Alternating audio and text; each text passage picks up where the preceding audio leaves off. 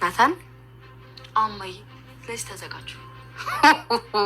የግራጁዌሽን ቀን ናታን ቀለበት ያደርግልኛል አለች። ጨርሳ ስትመጣ ይዘን ሳት ነው የምንገባው። አንቺ ደግሞ ስመረቅ ነው እንጂ ገባኝ። ናታን ግን ናታን አዲስ ነገር አለ። አንድ ሳምንት ብቻ ጠብቂኝ፣ እነግርሻለሁ። ካልክ እሺ። እና ሁሉም እንደ ዳጣ ነው የሚያስበው? አንቺ እኮ ማለት ነው የዳጣ ሩብ ማንነት ቢኖርሽ አገባሽ ነበር አይደለም? ሩብ ማንነት ግን 1% ራሱ የለሽ። እስኪ ንገሪኝ፣ አታጓጉኝ። ደረጀ የኔ እውነተኛ አባቴ አቶ ደረጀ ነው ብላ ለናታን ሁሉንም ነገር ነገረችው። ናታን የሰማውንም ማመን አቃተው። እንዴት አቶ ደረጀ ከሌላ ሴት እንዴት ወለዳት በማለት በድንጋጤ ፈጦ ቀረ። ኤቢ አስገድጄም ቢሆን ቀለበት ታስራታለህ፣ የምርቃቴ አንተ ተንበርክከህ ነው ምርቃቴ ደርሷል የምታስርልኝ ስትለው አንቺን በፍጹም ግማሽ እንኳን ሩቧን የዳጣን ያክል ጸባይ ቢኖርሽ ኑሮ አደርገው ነበር። አንቺ ግን እንኳን ለሚስትነት ለጊዜያዊ ጓደኝነትም አትበቂም ሲላት ወደህ ሳይሆን በግድህ ታስራታለህ፣ አስገድጄ ነው የማሳስርህ በማለት ተናገረችው። ናታንም በግድ ነው ወይ ሲላት አዎ በማለት ነበር። ወይዘሮ ሰላምም ለአቶ ደረጀ ሁሉንም ነገር ነገረችው። ናታን አባት ጋር መዛመድ እኮ በጣም ደስ የሚል ነው። የውሸቷ ውሸት ኤቢ አዎ አስርልሻለሁኝ እወድሻለሁኝ ብሎኛል፣ ቀለበቱን ደግሞ የምርቃትሽ ተንበርክኬ አስራለሁ ብሎኛል ብላ አስገድዳ ልታሳስረው ትፈልጋለች። ወይዘሮ ማርታም ይሄን በመስማቷ ለባለቤቷ ለአቶ ደረጀ ነገረችው። አቶ ደረጀም በፍጹም ይሄ አይሆንም ዋሽታ ነው ብሎ የልጁን ጸባይ ስለሚያውቅ ተናገረ። ሰላም ጤና ይስጥልን ውድና የተከበራችሁ የቻናሌ ቤተሰቦች እንኳን ወደ ቻናል በሰላም መጣችሁ። ዳጣ ክፍል 53 የተሰኘው ተለቋል ማለት ነው። እንግዲህ ዳጣ የተባለው ድራማ እንደቀጠለ ነው። ዳጣ ቤተሰብ እናት እንግዲህ ገና በፍለጋ ላይ ነች ያ ማለት ነው ዳጣ። ነገር ግን አቶ ደረጀ ሚስጥር አድርጎ ይዞታል። ሰላምዬንም ሁሉንም ነገር እነግርሻለሁ ብሎም ቃል ገብቶላት ነበር። ወደኋላ ፓርት እንግዲህ ስንመለስ ክፍል 52 ላይ የፖሊስ መርማሪዋ ኤቢ ምሳሌን በጥያቄ እየወጠረቻት ነበረ። ምሳሌ ግን እንደ ውሃ አይደለችም፣ በጣም ብልጥና ጎበዝ ነችና መጀመሪያም ስገባ ዳጣ አስጠንቅቃታለች። በጣም ኃይለኛ እዛ ቤት ልጅ አለች፣ ስለ እኔ ተጠየቀችሽ አባቷ እንደዛ ካለች ሲሳይ በይ ብላም ነግራታለች። እና እንግዲህ ኤቢ ከእናንተ ቤት እንዴት ነው የምትኖረው እያለች ጥያቄዋን ትጠይቃታለች ምሳሌም ደግሞ እኛ ጋር እኔ 4ኛ ክላስ እንዳለው ነበረ ያለችው አሁን 5ኛ አንድ አመት ከእናንተ ጋር። አባቷ ታዲያ ማን ነው? አባቷን ከነገርሽኝ ቆንጅዬ ኬክ እጋብዝሻለሁ ስትላት ውሃዬ እንግዲህ አዎ ከነገርሻት ትጋብዘናለች እያለች ውሃም ኬክ የምትወደው ይሄን ስትላት ነበረ። እናም ይሄን በምትላት ሰዓት አባቷ እያለች እያስታወሰች ነበርና ዳጣ ያለቻትን ስትጠይቅሽ እንደዚህ በይ ብላ አባቷ ሲሳይ ይባላል ስትላት ነበረ። እናም እንግዲህ አንዱ ጥያቄ የሆነባት በአእምሮዋ ተመለሰላት። ምንም እውነታው ይሄ ነው ብላም ባትቀበል የነገሩኝ እንዴት ተሳሳትኩ የሚለው አእምሮ ውስጥ አድሯል ኤቢ ማለት ነው። እና ሲሳይ ነው ብላ መልሳላታለች ማለት ነው። እናም እንግዲህ ናታንና ዳጣ በፍቅር ሂደዋል ማለት ነው። ፍቅራቸውን እየተገላለጹ ከቤት ውስጥ ሆነን ግን ምንም ነገር ማድረግ የለብንም አባቴ እንዳዝንብኝም አልፈልግም እያል ነበር ማለት ነው። እናም ይህን እያለች እሱም እሺ እኔም አውቃለሁ እያላት ነበር። እናም እንግዲህ ወደ ውሃና ወደ ምሳሌ ስንመጣ ውሃና ምሳሌ አሁን ጓደኛ እህቴ ጓደኛ ነሽ እያለ ውጭ አንቺ እያለች ነበርና አንቺ ውጭ ስትላን ነበረ። ውሃ ማለት ነው። እናም ሁሉንም ነገር ትታት ትሄዳለች ተነስታ ማለት ነው። ኤቢ ቀጥታ ወደ እናቷ ጋር በመሄድ እናቷ እንግዲህ ካልጋዋ ላይ ሆና ከኢንተርኔት ላይ ነበረች። እናም ይሄንን እማዬ ትላታለች። ቆይ ትላታለች። አንዴ ስሚኝማ ትላታለች። እንግዲህ ኤቢ ነገረኛዋ ማለት ነው። ምንድን ነው አሁን እኮ ምርቃት የደረሰ ታውቂያለሽ አይደል ትላታለች። አዎ ዘንድሮ መሆን አውቃለሁ። ምን ነው አባትሽ ምንድን ነው የምታደርጉልኝ ስትላት፣ ትልቅ ነገር እንድታደርጉልኝ እፈልጋለሁ ለምርቃቴ ስትል፣ አባትሽ መቼም ጥሩ ነገር ነው የሚያደርግልሽ አባትሽ እንትን በይ እንጂ ስትላት፣ አይማዬ ግን መቼ ነው ግን እንትን የምትልኝ ስትላት፣ ምንድን ነው ብቻ የማይሆን ነገር እንዳትጠይቅኝ አባትሽ ሁሉንም ነገር አስቦ ያደርግልሻል ስትላት ነበር። እሷም እንግዲህ እማዬ እውነቱን ልንገርሽ ናታን ቀለበት ያስርልኛል ደግሞ እሱ እወድሻለሁ ብሎኛል ብላታለች ማለት ነው። ይህንን ስትል እንዲህ ማለት ስትል ተንበርክኮ የምርቃቴ ጊዜ ቀለበት ሊያስርልኝ እሺ ብሎኛል ብላ ለእናቷ ተዋሻታለች። እርግጠኛ ነች ስትላት፣ አዎ እማዬ ትላታለች። እና አባዬ ቤተሰብ እንዲጠይቅ አድርጊው ትላታለች። ጉድ እኮ ነው እንዴ! እኛንን እንዴ እንደዚህ እንትን የምንለው እንደሞ ሄዳችሁ ቤተሰብ ጠይቁ በያ ሌላ ምን የቀረሽ ነገር አለ ስትላትም፣ እንዴ ምን ችግር አለው በእኔ እንዴ የወንድ ቤተሰብ ነው የሀገሩን ባህል ልናጠፋ ነው ወይስ ምንድን ነው? የወንድ ቤተሰብ ነው ወይስ የሴት ቤተሰብ ሂዶ የሚጠይቀው ስትላት፣ እኔ ምን አገባኝ እኔ እናንተ ሄዳችሁ ጠይቁ የናታንን አባት እያለች ስትላት ነበር። እሱ እኮ እወድሻለሁኝ ብሎኛል፣ ስለዚህ ቀለበትም ያስርልኛል ስትል ነበር ማለት ነው ይሄን ስትላት የነበረው።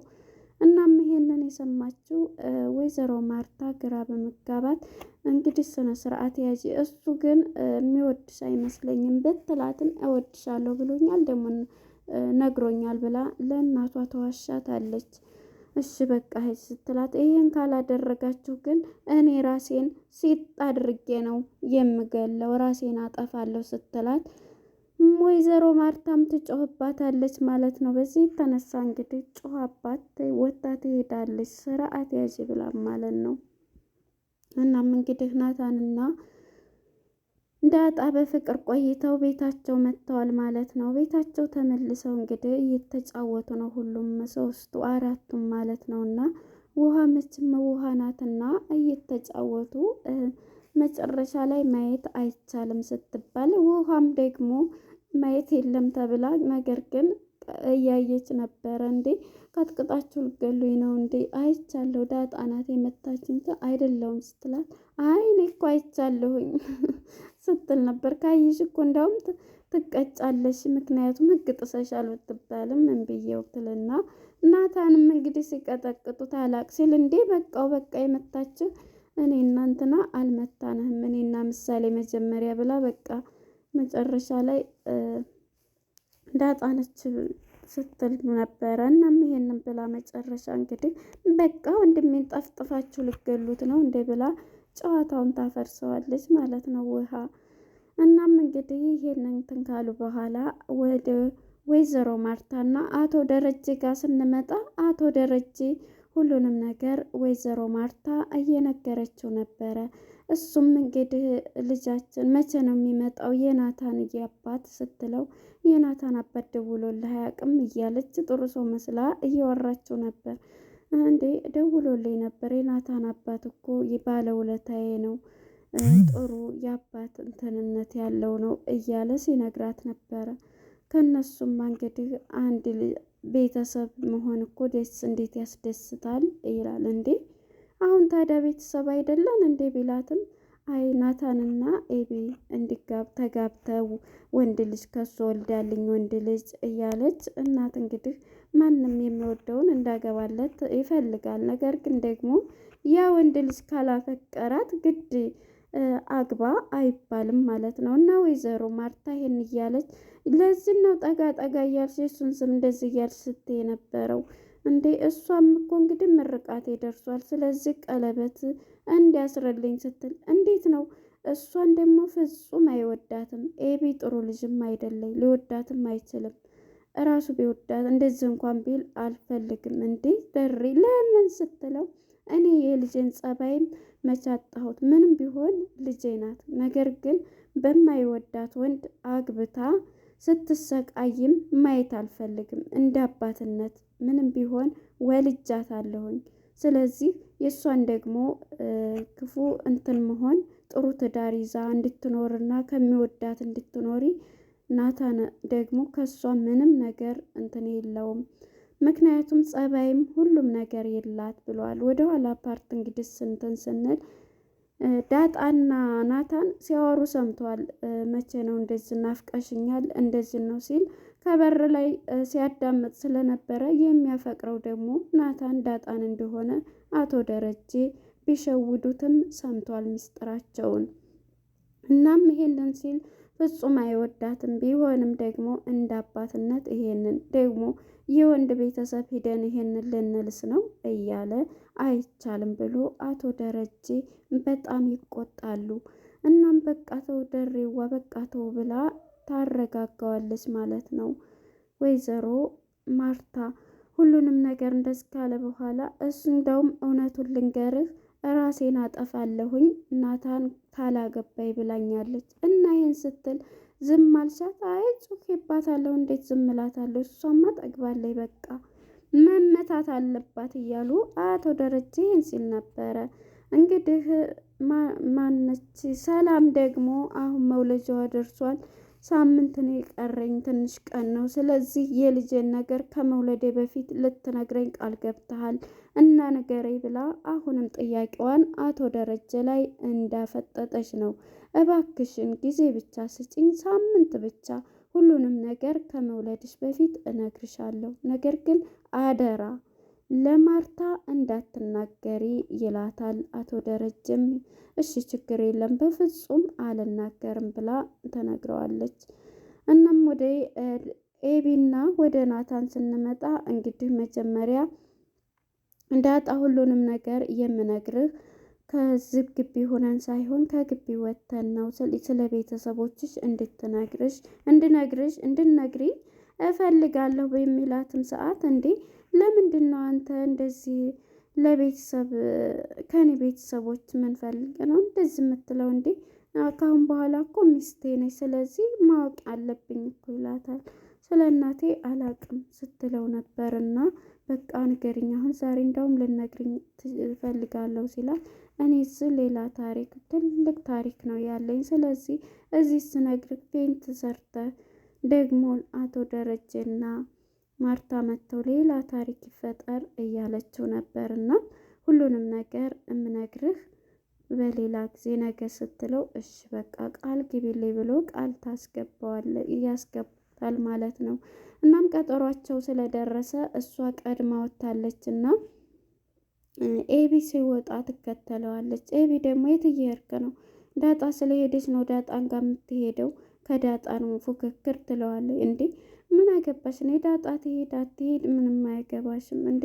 ደግሞ ምርቃቴ ደርሷል። አሁን ዝሮ ቀለበት ተንበርክከክ ታስርልኛለህ ትለዋለች። ከኔ ውጭ ማንም ሊያገባህም አይቻልም። እኔ ብቻ ነኝ፣ ጠልፌም ብሆን እወስድሃለሁ እያለች ኤቢ እንግዲህ ካላባት አደሩ እኔው ነኝ የማደርገው እያለች እልህ ገብታለች ማለት ነው።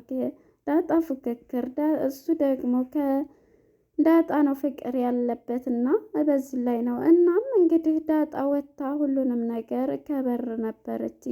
እንግዲህ ታያለህ አንተ ነህ የምታስረው ብለው አንቺ እኮ ጸባይ ቢኖርሽ እንኳን የዳጣን ያክል ሩብ እንኳን የለሽም። ቢኖርሽ ኑሮ አንቺን አገባ ነበር፣ ነገር ግን አንቺን አላገባም ብሎ ግልጹን ይነግራታል። የዚህ ጊዜ ኤቢ ወደህ ነው በግድህ ታስራታለህ፣ ታገባኛለህ እያለች እየተናደደች ወደ ቤቷ ትመለሳለች። እንግዲህ ናታንና ዳጣ ደግሞ ተገናኝተው ባንድ ሁሉንም ነገር ዛሬ እንግዲህ በጀመሪው እያላት ነበር። ምን ስትለው ቀጠሯችን ሰዓታችን ይከበር ብሎ እውነቱን ስነግርህ ደረጀ የኔ አባት ነው ስትለው እሱም ናታን ማመን አቅቶታል። ደንግጦ እንዴት ብሎ እዚህ ላይ ነበረ ፊልሙ ሊጠናቀቅ የቻለው ማለት ነው። እንግዲህ ከዚህ ቀጣይ ምን ትለው ይሆን? ናታን በፍጹም እየዋሸሽ ነው፣ ይሄ ሊሆን አይችልም ይላል። ምክንያቱም ሚስቱም ባለቤቱም ማርታ ስለሆነች ማለት ነው። እና እዚህ ላይ ነበረ ፊልሙ ሊጠናቀቅ የቻለው። እንግዲህ ኤቢም በግድ በጠልፌ አገባሃለሁ እያለች ነው። እንግዲህ ወንድ ነበር ሲል የምንሰማው። እንግዲህ አሁን ደግሞ በኤቢ ሊጀመር ነው ማለት ነው። እንግዲህ ይህን ይመስላል የነበረን ቆይታ። እናመሰግናለን። ባይ ባይ።